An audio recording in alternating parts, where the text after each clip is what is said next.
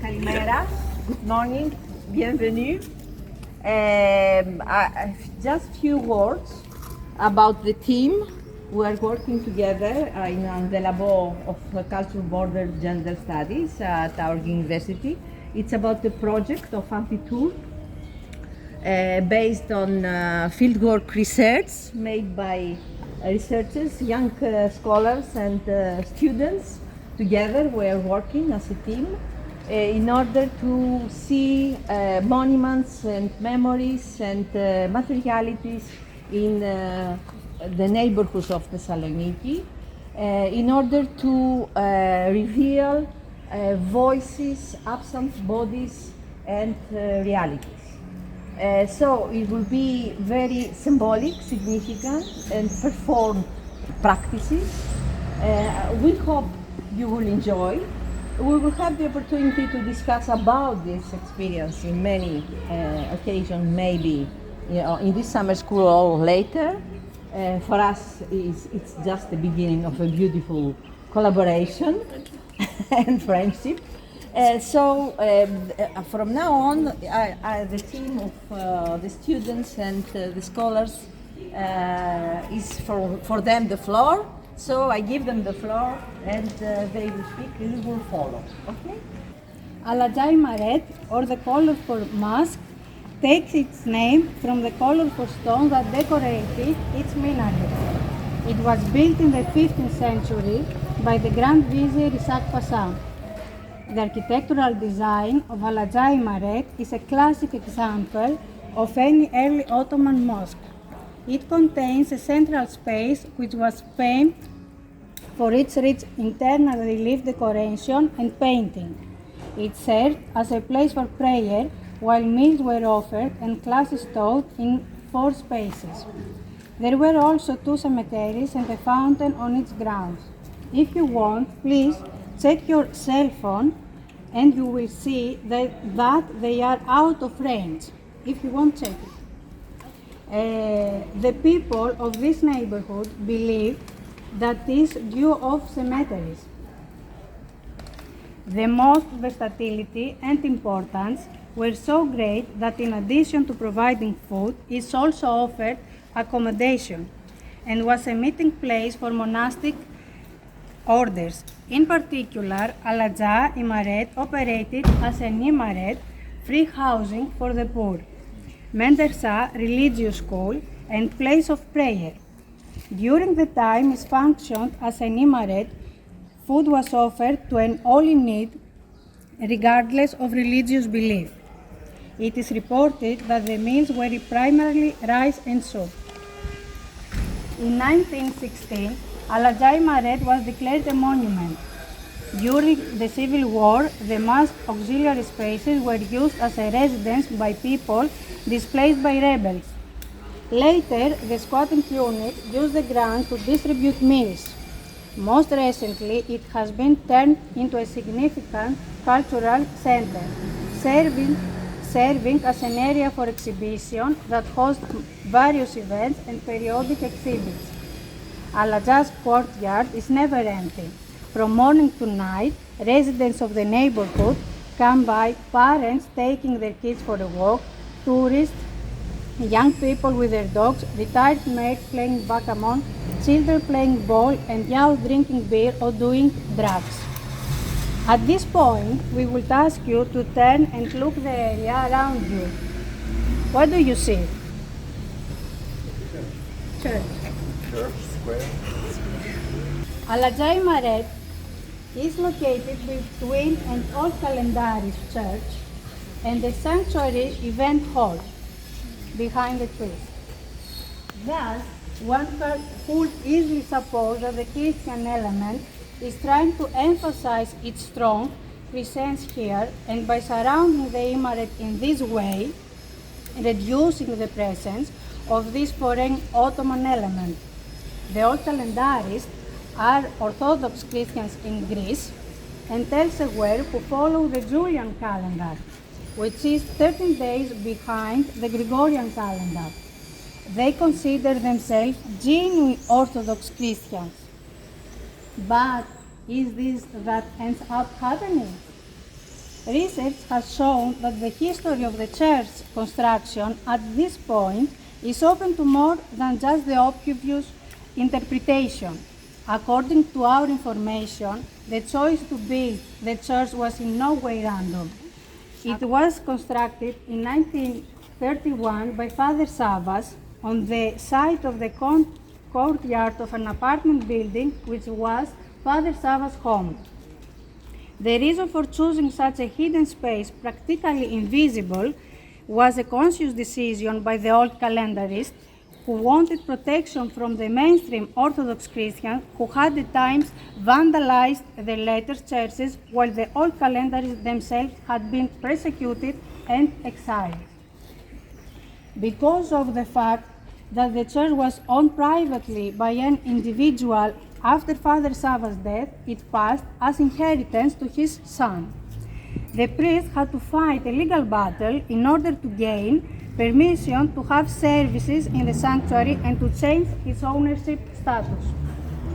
On the other side, the event hall embracing Kaladja, in recent years it has been in operation and was fixed up to meet the needs of the church's faithful. In the hall are held memorial services and food is collected for needy families in the parish.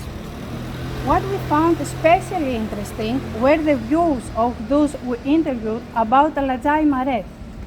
Our research showed that despite the fact that Aladja is a meeting place for the neighborhood residents, many of them didn't know it was an Ottoman monument. For example, Yannis, 53 years old, and his mother, Paraskevi, 86 years old, take their walk through the square daily. She asked him not to sit on the bench, but on a small piece of the ledge sticking out here. He stood gazing at the monument in awe, but neither of them knew its name or that it was Ottoman. Yannis' world came crashing down as soon as we told him. Paraskevi said she really loves the structure because it is blessed. When we asked her why she called it blessed, her son said to her, "Don't say that. Didn't you hear? She just said it's Ottoman." Paraskevi then started saying, "Whatever they say, there is only one God. There is only one Orthodoxy." She looked the structure with love. We have been told that passers-by cross themselves outside Aladja thinking it is a church. Finally, the priest here told us that the procession with the epitaphios at Pascha goes around Aladja. From our research, we conclude that there hasn't been any effort to devalue the Ottoman monument. On the contrary, we would say that the Christian part is hidden in a corner while the Aladja dominates in the space. Nevertheless, it is disgraded by government services and the relevant institutions, which have left the building in disrepair. Even its encirclement by apartment building doesn't allow it to stand out and to be seen. Finally, we discovered that from the past up to the present, Aladja Maret continues to be a place that embraces marginalized groups, whether poor, old calendarists, immigrants, or drug addicted. It is a place of inclusion, but at the same time of exclusion. It is a place at times sacred, at times profane. Thank you.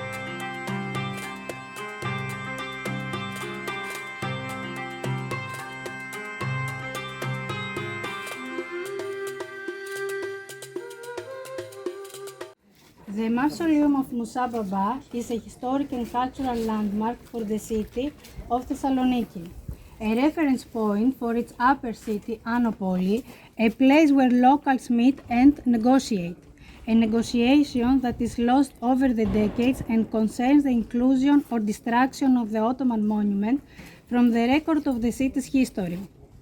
The structure is a mausoleum, a 16th century funerary monument built as an octagon in which Musa Baba is buried. Musa Baba was a Muslim saint of the order of Bektashi dervishes. There are numerous urban legends surrounding Baba, legends that even connect him to Terpsithea Square and the residents of the area. The first urban legend concerns the way in which the dervish became a saint. According to this urban legend, when Baba was a child, he was a servant in the house of an Aga in the area. At a certain point, the Aga made a pilgrimage to Mecca. While her husband was gone, the Aga's wife made halvas, his favorite dessert.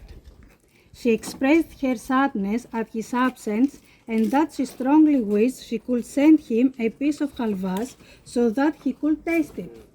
Musa Baba was present at the time and asked her to give him a piece of the dessert so that the Aga could eat it. The woman smiled and gave it to him, thinking that the small child in this way was just trying to eat more of the dessert. Days later, the Aga returned home and told his wife that he really enjoyed the halvas she sent him, which he found at his doorstep in Mecca. After this, everyone accepted the child's sanctity and declared him a holy dervish. The second urban legend is one that connects the two peoples and religions. It refers to the identification of Musa Baba with Saint George. Indeed, many residents in the area maintain that on the eve of St. George's feast day, they hear a horse galloping on the cobblestones of the mausoleum in the neighborhood. They say it is the dervish. Right next to the mausoleum is a small church dedicated to Saint Haralambos. According to the testimony of Odysseus, a local, the church was named for Saint Haralambos in honor of the Albanian constructor who built the square. For others, the saint is identified with the founder of the Bektashi order, Hazi Bektas Velis, who is identified with Saint Haralambos. Yet another legend is that the mausoleum is haunted. According to the testimonies of residents of the area, when night falls, the dervish gets on his horse and wanders through the neighborhood. In fact, they even say that you can hear the horse galloping and feel a gust of wind. The dervish's spiritual power and influence was so great that the Christian refugees from Asia Minor, when they were settled in the area, venerated his tomb. Today, the dervish remains are not in the mausoleum, since they were transferred to Istanbul in 1923. During the maintenance work on the mausoleum, a marble plaque was discovered at the head of the remains, which had a griffon etched on it, a classic beast from Greek mythology, a sign of the affinity between the traditions and myths of the two peoples. As time passed, the funerary monument was put to various uses, from a grocery store to a football club. However, from 1994 it has been declared a monument, and in 2011 restoration work began, finishing in 2015.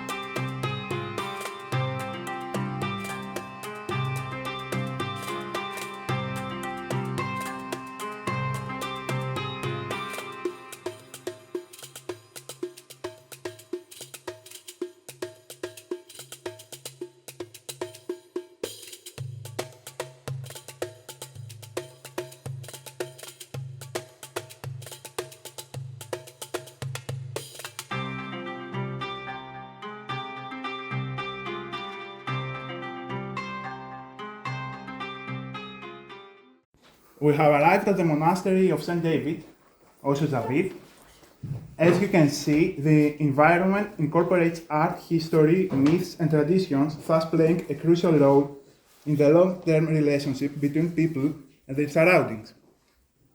An example of this relationship is the Osios David Church, which was formerly the Church of Christ the Saviour of Latomu, perched in Anopoli, Thessaloniki, nestled among houses and small gardens. This church is connecting to an uninterrupted centuries-old tradition and reveals the uniqueness of Orthodox faith. Initially, the church displays traces of a luxurious Roman building, upon the ruins of which the monastery in memory of Saint Zacharias was built in the 5th century. Its decoration was originally done with non-iconic frescoes. It is a Christian monument that takes us back to the early Christian era, as it is associated with the daughter of Emperor Valerius, Theodora, who used the church premises for mystagogical ceremonies. During the iconoclast period, the images were covered with plaster and cowhide, koniama, which in the years of Emperor Leo were exposed due to an earthquake, revealing the image of Theophany here. Since then, it was renamed the Church of Christ, the Saviour of Latomu. In the 16th century, during a census, the area was referred to as the Turkish Mahala Suluca Manastir. The name, meaning place with water, probably derives from the Byzantine cistern located in the area, and the monastery took its name from it. Due to the Ottoman conquest, the mosaic floor was once again covered with plaster. In 1921, it was converted from a mosque known as Suluca into a Christian church and dedicated to Saint David, Osio David. The same year, Andreas Xigopoulos revealed the iconic mosaic in the apse of the monastery. The mosaic is unique in the world of ancient Christian mosaic art due to its composition colors and the dominance of animals. In some way, this mosaic reflects the evolution of ancient painting if it weren't for the period of iconoclasm. Because it was covered with cowhide and plaster, during the iconoclastic period, it has been preserved in excellent condition. It constitutes a unique representation and variation of Ezekiel vision in the monumental art of the early Byzantine period, as well as one of the few depictions of Christ in his youth. Chronologically, the mosaic is dated to the second half of the 12th century. It is said that, while the church was under construction, the mosaic appeared miraculously, as I said. It is the offering of a woman whose name is not mentioned in the apse. Jesus, Emmanuel, is presented as a young man seated on the rainbow in paradise. The image of Christ is complemented by the symbols of the evangelists, represented by the winged forms of the 4 living creatures from the book of Revelation. The angel human symbolized Matthew, Mark as a lion, Luke as an ox, and an eagle symbolizing John. These 4 powerful creatures are symbolically depicted as pillars of Christianity and dynamically enter the representation. Additionally, the mosaic features the prophets Ezekiel on the banks of the river Chebar and Isaiah. Isaiah is depicted on the right, cross-legged, an unusual posture in Christian art that likely harks back to Roman times and ancient philosophers. Under the feet of Christ, the rivers Euphrates, Tigris, Geon, and Fison are depicted. The mosaic also includes the personification of the Jordan River and an inscription referring to Christ as a source of living water, where the souls of the faithful come to drink, emphasizing the deeper meaning of the mosaic. Furthermore, the personification of the river is a pre-Christian influence. In the left part of the Chebar River, there is a figure of an elderly man, which essentially represents Poseidon. Also, the prophecy of Ezekiel, as mentioned, underpins the image of Christ as an ageless adolescent. The ideology that emerges around Justinian aims to highlight the Greco-Roman past in this way, as Roman emperors were depicted until the 7th century. Animals play a central role in this mosaic. This departs from the norm in Christian art, which tends to be anthropocentric. There might be a correlation with the beliefs of other civilizations that place nature at the center, something that Christianity sought to eradicate. Mosaic is like telling us to reconsider the relationship between humans and animals and to collectively set new boundaries. The need for rethinking arises from the impacts that humans have created on nature and non-human entities, endangering the entire ecosystem. Regarding the date of creation of the mosaic, scholars disagree, proposing dates ranging from the 5th to the 7th century. Observing the Greco-Roman influence, it can be infected that mosaic was created in the early years of Christianity. For this reason, it features vibrant colors and strong presence of animals and intense emotions. Now, as the adventure experience team informed me, they are a hiking group that conducts walks in the Aντι, combining with exercise and narration of the history and legends of the area. The holy monastery of Ossozavi, there are marble slabs that are said to lead to the lower city. The temple custodian told us the same thing. Below the present-day city, there is a vast network of tunnels that descend from the Aντι down. In these tunnels, the refugees from the Asia Minor catastrophe were hosted, and they saw Ossozavi before them, which is why they gave his name to the monastery, to the church. Of course, there are also legends that Byzantine emperors could move from one church to another, something that eventually happened during World War II when many Jews escaped through the tunnels. Now, descending from Aντι, one can think of what Orhan Pamuk wrote about Istanbul, mentioning that there is a city within the city. What are the sites of the hidden city, and what do they want to tell us?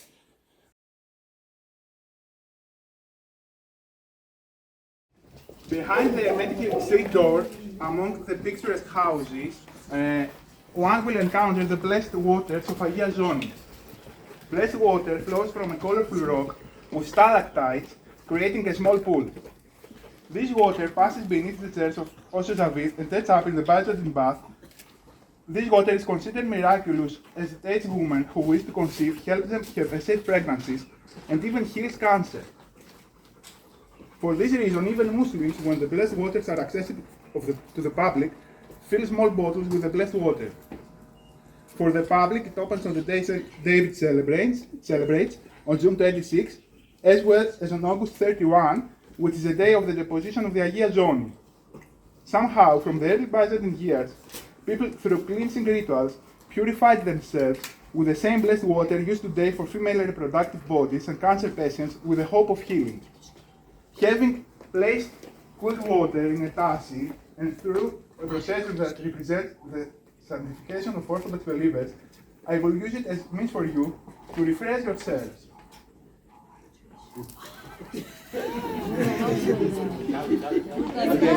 Here, there's a small piece of an ex-Jewish tomb of the Jewish cemetery in the university that will go after. In 1942, all the marbles and tombs from the Jewish cemetery were looted by Greek authorities, the Orthodox Church, contractors and individuals, and were split into town, and you can see the diaspora everywhere. So one piece of them is here.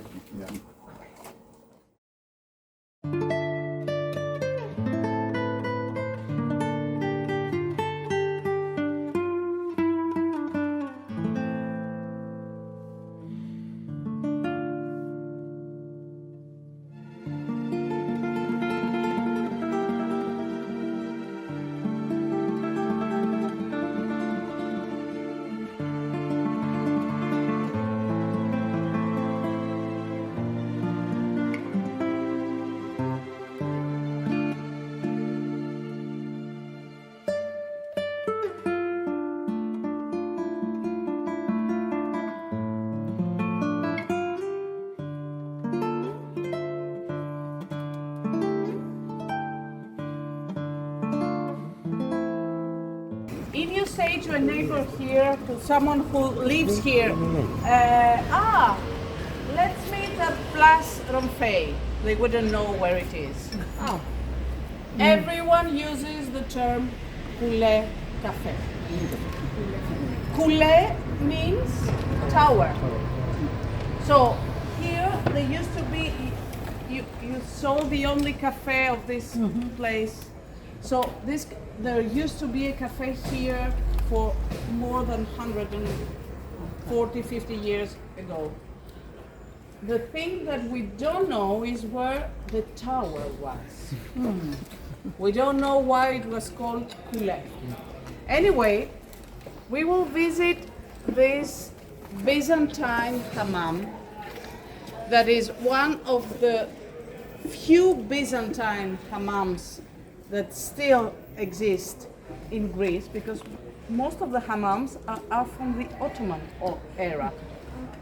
So this is one of the rare Byzantine baths that used to function until the 20th century.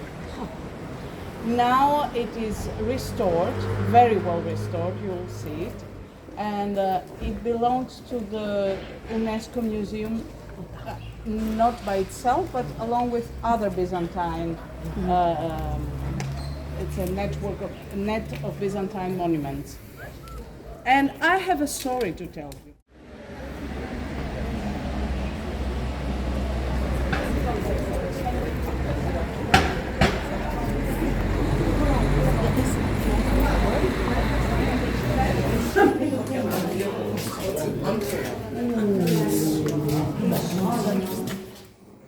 Ou comme si j'étais née ce jour-là et j'assistais à la création du monde.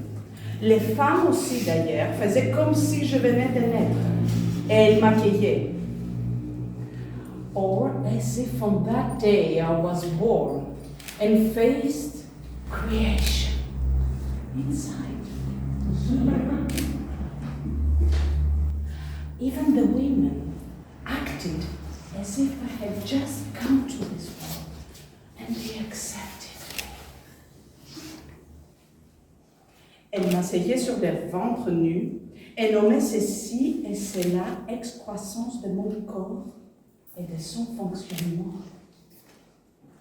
They sat me on their naked bellies and named all protruding parts of me, of my body, and how it functioned. De mes oreilles ou mon nez jusqu'aux orteils. Aujourd'hui encore, leur corps est là devant mes yeux. Pas tant pour leur nudité, plutôt pour leur naturel. Elles bougeaient, elles marchaient, elles se comportaient comme si elles étaient habillées et se trouvaient dans leur quartier. Today still, I can see their bodies before my eyes. Not as much for their nudity, as for their naturalness. They moved, they walked, they stood as if they were fully dressed, and they were in their neighborhood. Parce qu'il n'existe pas de corps beau ou laid. Il y a seulement des corps vivants ou morts, en vie ou sans vie. Because there is no such thing as a beautiful or an ugly body. There is only a live or dead body, animate or inanimate. Les jeunes enfants qui ne se soucient pas de leur charme, ainsi que les vieux qui s'accommodent de leur corps, témoignent clairement de la beauté d'un corps qui n'est pas habité par la coquetterie, mais par l'innocence. Young children who don't care about their charm, as well as the old people who are at peace with their body, are the living proof of how beautiful a body can be when it's not inhabited by smugness and innocence. This was a text that Andonis Chouroulis, a writer that was born in the neighborhood, wrote describing his memories of this hammam when he was young.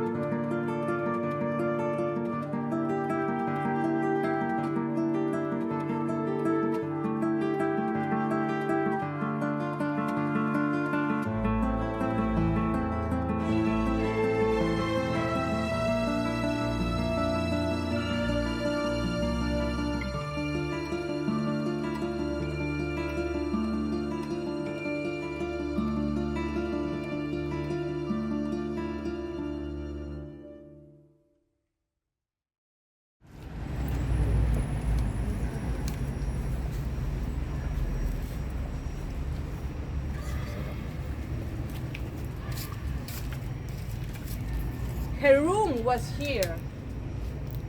There was no window in her room.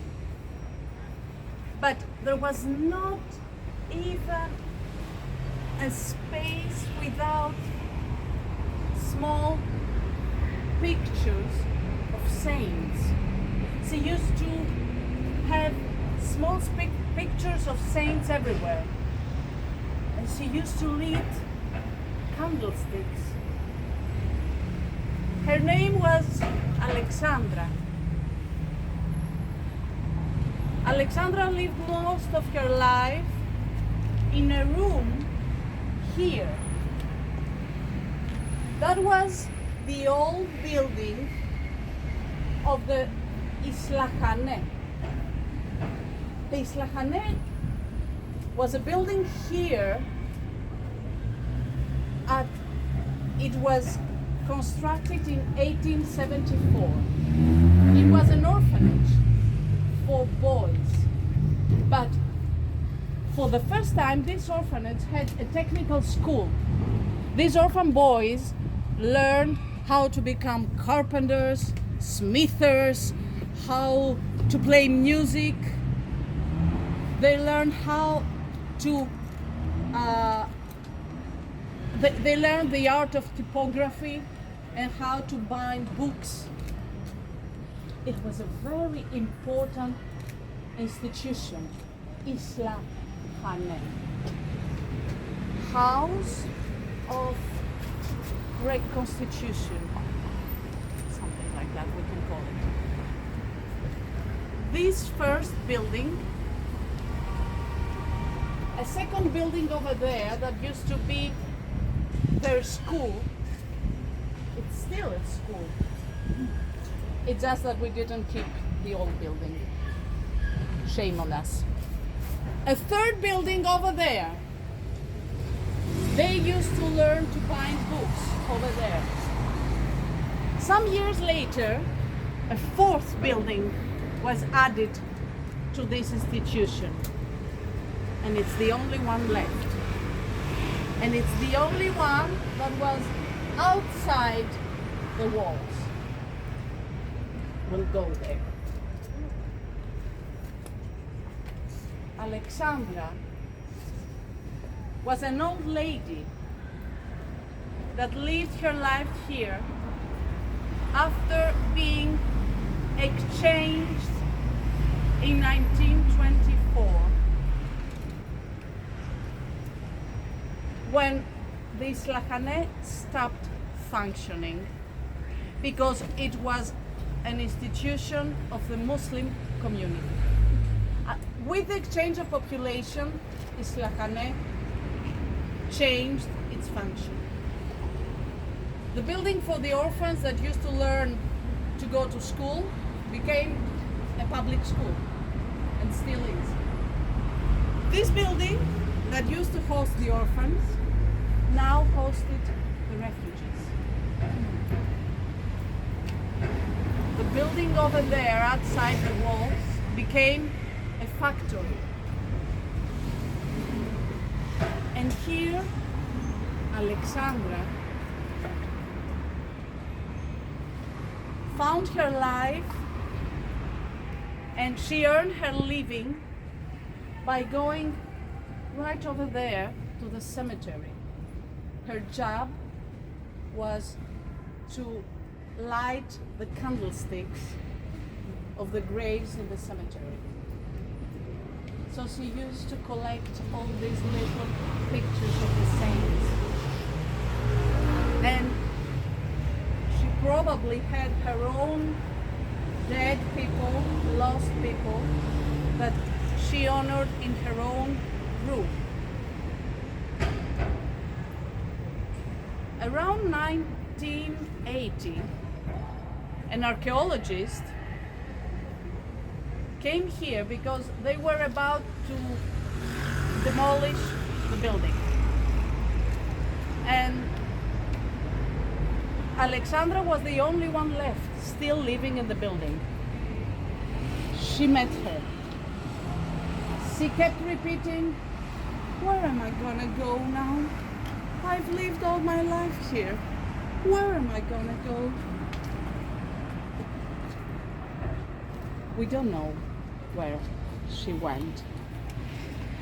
But at 1973, there was Mr. Tassos that was born in this building, child of refugees, that came to see her.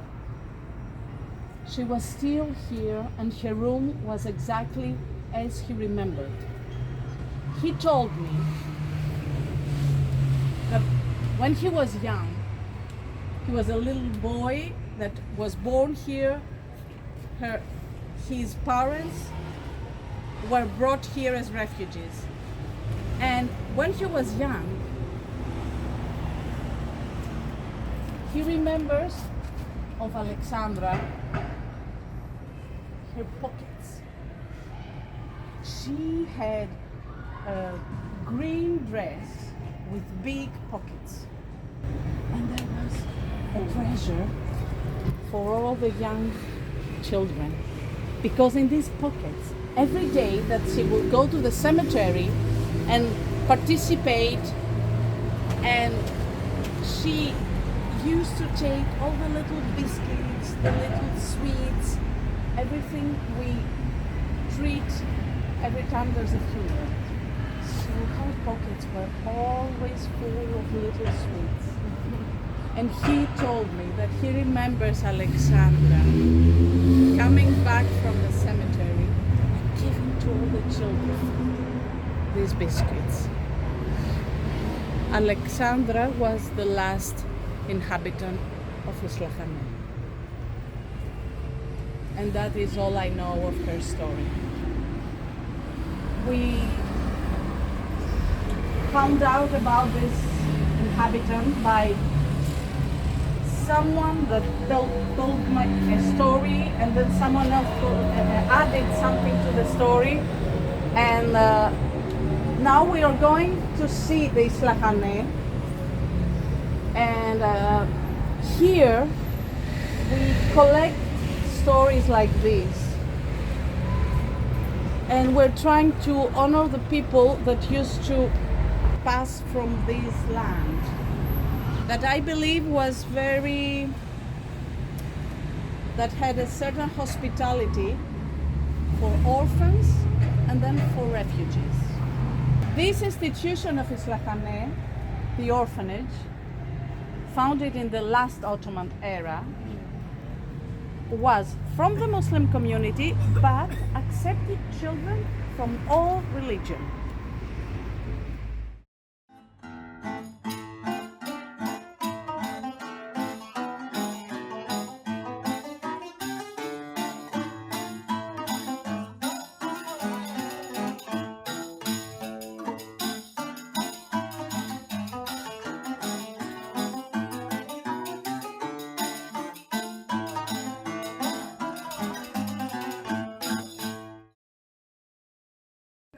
Saint Nicholas the Orphan. The Church of Saint Nicholas the Orphan, or of the Orphans, we have found in the sources two ways of naming this church. I think you saw it's a very old Byzantine church. And still the archaeologists and the historians are not sure why this Saint Nicholas was also named Orphan, or of the Orphans. There are two versions. The first version says that probably the person that gave the money to construct the church had as name of his family Orphan, because there was that name in the Byzantine families. So maybe just this coincidence and it was a name. But some people say that it was this Saint Nicholas that protected orphans. And maybe there were orphans in this small monastery. We're still not sure. But you can imagine that when we found out, we discovered recently, in fact, the history of Islahane, that was a forgotten history. It was a page that ripped off of the history book, I'm talking not metaphorically, of the local history of the city. Why? Because with the exchange of population between Greece and Turkey, some stories were forgotten. The fact that in those buildings that were deserted from their populations, from their inhabitants, from their users, and there were new people coming and they were installed and they leave, it's as if the old memory of the buildings was erased. So a few people remembered and were telling us, there was a school, yes, that was a school, but what kind of school? How was it called? Even the name Islahane survived, but no one knew to what it referred to. It changed meaning. At first it was this orphanage and technical school, but the last inhabitants in life, when I started searching, they were telling me, yes, this building was the Islahane. It was for refugees. It was a building for refugees. No one remembered its other use. So you can imagine that when we discovered this whole history of this institution and the orphans, Saint Nicholas took another meaning for us. So this whole path and this whole neighborhood was, I believe, very friendly for orphans. And then for refugees. So we choose the version that Saint Nicholas probably had also orphans, as they were here once. Thank you.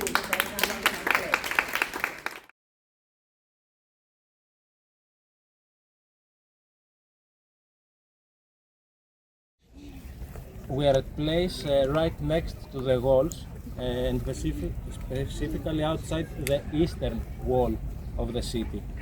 Although we have some clues about the historical significance of this area, we know little about its past, including its name, Passage Gardens. Some of the earliest references / representations of this site date back to the mid-19th century. These are some engravings from the Ottoman period which show that there was a religious site at the place we are standing right now, or a little bit higher, with a minaret, a tower which was used to be built next or inside mosques. Okay, a painting created a few years later in 1917 by the French painter André Béronnet, if I say the name correctly, depicts the mosque of the whirling dervish, as he calls it, in the lower right part of his work. We could therefore assume that it is at a gap.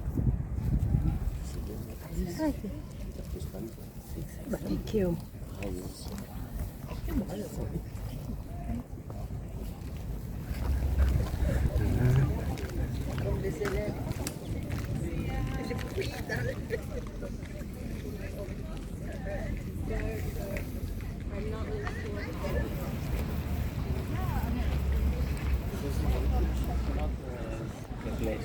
Okay, it was again. There are some unconfirmed reports, however, about the existence of a dervish order which used this site from 1904 onwards. So this strange architectural monument, which according to one city writer resembled an old fossilized reptile alive with horns and limbs under the life-giving action of the water was part of the teke. However, this doesn't appear to be the case historically. What is considered more possible is that this garden was created in 1904 and is related to the existence of the hospital of Hamidye. The hospital is open until today, but with another name. The name of this hospital today is Agios Dimitris Hospital. You can also see the hospital, okay. This will be therefore the garden of the hospital, and specifically the garden of the sanatorium, which was located there. There is a school right there, you can see, and this was used to be the sanatorium of the hospital. The central element in this site was the water. As we see, the water comes back several times in our tour, but we don't know exactly how it flowed, whether it was rushing or flowing in furrows or drop by drop. However, this is an example of fantastic architecture. According to some accounts, the architect of the gardens was an Italian who was probably familiar with Gaudi's work. After all, this particular spot is relevant to Park Güell in Barcelona. Some sources that have recently come to light mention a Polish-born engineer of the municipality of Thessaloniki as the creator of this garden. In any case, we are facing a very unusual example of architecture at a time when Thessaloniki is characterized by a shift towards eclecticism. However, we don't know why someone chose this kind of marginal architecture for Thessaloniki and for the gardens of a hospital. Also, it is not known to anyone why or when the teke was demolished from this place. Apart from the original use, Passa's garden seems to have remained in neglect as they were abandoned by the municipal authorities, but not by the neighborhood. For many years, it was and still is a meeting place and a place of socialization for the inhabitants, while the references to the garden walls, which were the ideal goals for passionate football matches of the young children of the neighborhood, are often mentioned in oral testimonies. It is also an ideal place until today for erotic encounters, because there is no lighting here in the night, for shelter for homeless people and for using drugs, as you may see inside. However, apart from big green space, it was also a place of mystery and legends for local residents. Yes, actually there is a veil of mystery that is covering this place for decades. There are legends, there are stories about secret orders of dervishes that used to meet here and used to do some occult rituals. Also, it's interesting because there are some of the legends that are widely spread. You can find them in websites and blogs. You can listen and you can hear them being spoken all around. But there are also some legends which are kind of family inherited from generation to generation, and they are trying to explain why this piece of architecture exists here, what was going on. People were afraid of this place. The two most common legends were firstly that they were calling this piece of architecture dragon houses, and they said that all the building material and the rocks were first struck by lightning and then were used here, and that's why there is an electromagnetic field which helps things, actually strange and peculiar things, to happen. And that's why many explain that the secret orders of the dervishes chose to do the rituals here. Also, there are some more supernatural stories about gates to the underworld, that because again of the peculiar energy of the place, there was a gate to another world opening either every 3 or 15 days or every time there was a full moon. And if you entered and didn't come out in a quarter of an hour, you got lost in billions of alleys, and this was also linked with a small dead end 5 minutes from here, which was called the Black Stone Street. Since I had been living in the area for 2 years, I also spoke with some neighbors and asked them what was their story about the gardens and about this place specifically. And it was interesting because each had a different story. The two most interesting were first of Mrs. Marrow, who was born in 1942 and has lived from day one here. She said, first of all, that the place is cursed and that in order for its energy to be cleaned, it needs as many years as Thessaloniki was under the Ottoman rule. Yes. So she said that many young boys got lost in the gardens, and many said it was because of the curse, but she had the explanation, and she had the explanation given to her from her mother and her aunties. There was, according to Miss Marrow, a widow, a Jewish widow, really wealthy with a lot of jewelry living in the area, and she had she really liked the company of young boys, so her servants used to hide in the tunnel, in the one part of the tunnel. So when they were entering, they were offering money or jewelry so they could follow. They took it to her house, she used to enjoy them, and then when she had enough of them, she gave them a lot of money and they returned home. And when they returned home, they explained that we were off Thessaloniki to work, and that's what we brought over working.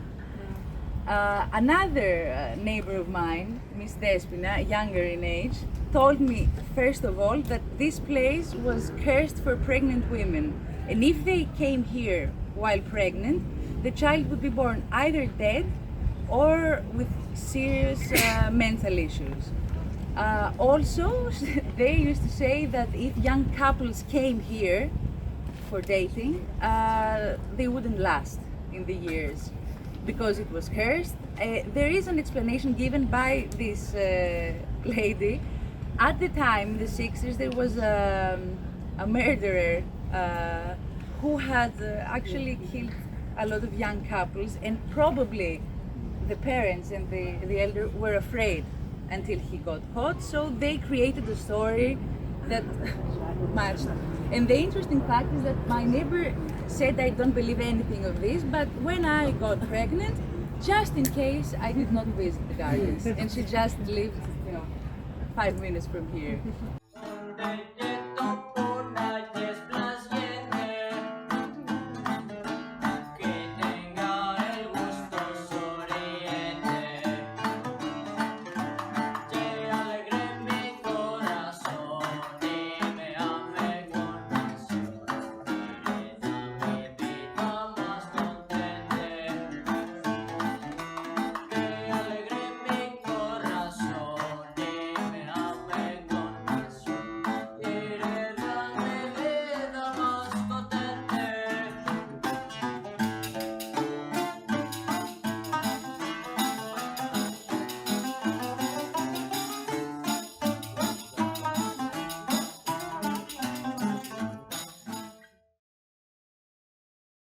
We did not put flowers, we put stones.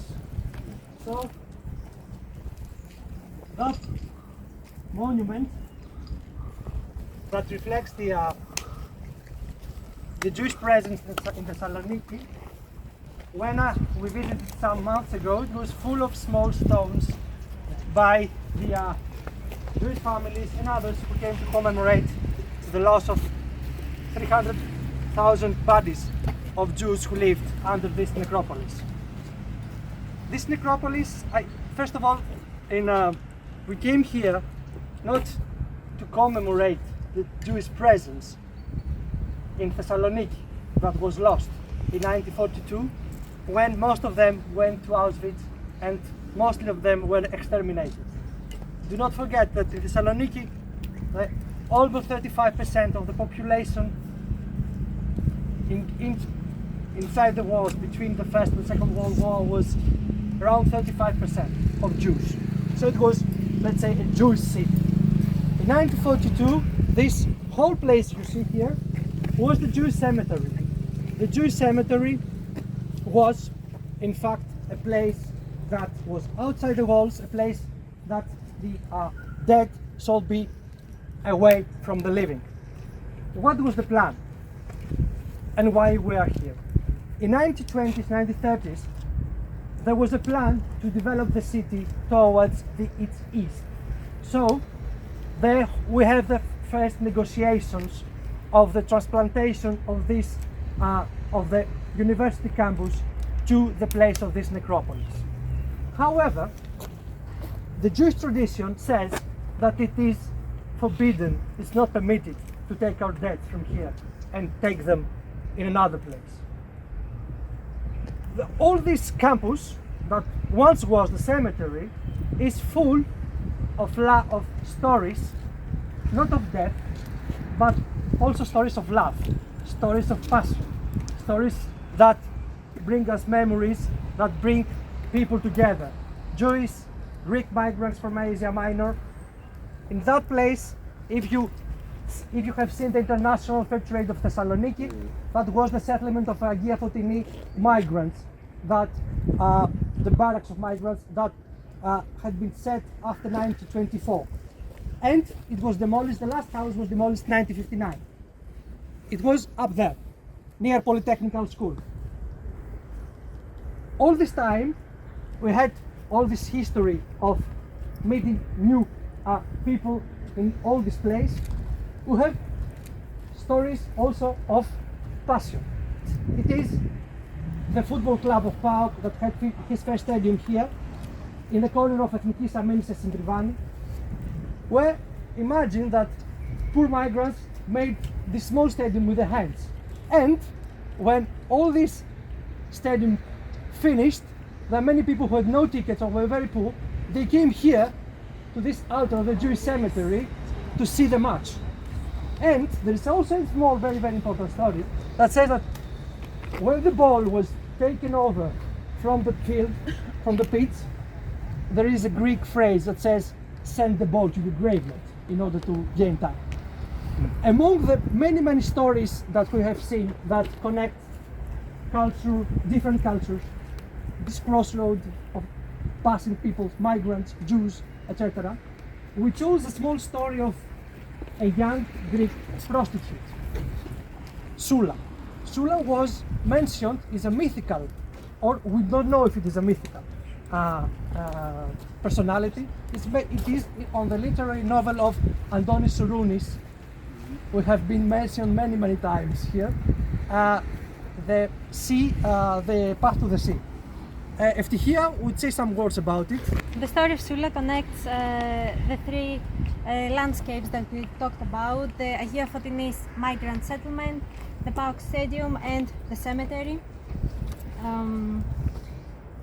Well, yes. She was a prostitute, as we said, and she never found the peace she deserved, like the thousands of Jewish bodies that were excavated and thrown to the Thermaikos Gulf during the years 1942 and 1943. Here, beyond the city walls, Sula used to hang out, to meet with her clients in order to avoid the moral policing of the city inside the walls. It was behind the PAOK Stadium, as we thought, that she was waiting and offered her body to her clients, hiding behind the Jewish tombs. Even since her childhood, she would always avoid skipping classes to meet with her clients and offer her body so she could make money from sex. When the night was falling and the migrants, as we said, from the settlement, the migrant subcultures flourished, she would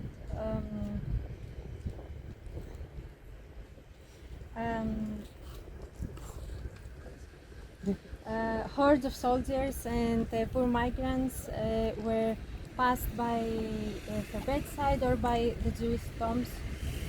Where she was hanging out. Yes, so not to be noticed, basically. And she died here, somewhere during the 1950s. In the place of the Jewish tombs, there was a lime pit, and she fell and burned alive there. There are many stories connecting this area of the cemetery with the live world. However, the most important is to understand how this place was desacralized after 1942. How the university campus, how the rational academic thought of 1940s, 1950s, and its brutal architecture here was transplanted. It's true. If you see the buildings, like something. Yes, it is a world that was transplanted over another world. A world of the dead, the world of the living, where all these stories of passion, love, outside the walls still haunt the place. Now, I'm going to give you, because we didn't have an historical framework, okay? It's very important. I will give you a brochure to all of you to have a little of idea what was happened here, why all of these Jews, these people, were excavated, thrown to the sea, destroyed, how Greeks looted all the tombstones of the Jewish property and put them in the yard after some years. And I have for you inside a small box 2 pages, and I thank this the Jewish Museum of Thessaloniki, the 2 pages from the ladies of a small student calendar, that some notes in Greek, that is from 1943, and in this small calendar she shows the way children see the war, the ways Jewish children see the catastrophe that is coming, and the small card postal. Now, that I tried to aromatize the box with rose, because the rose is the smell that Antonis Sourounis, the writer, smelled inside the Jewish houses in 1930s. When he entered, he said, "I'm smelling a little bit of rose, I'm smelling a little of mellow, and oignon sauté. This is for you."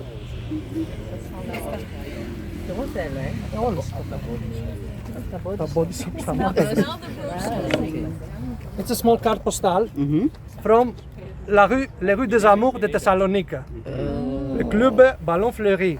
Ça a été normalement à la côté ouest de la cité.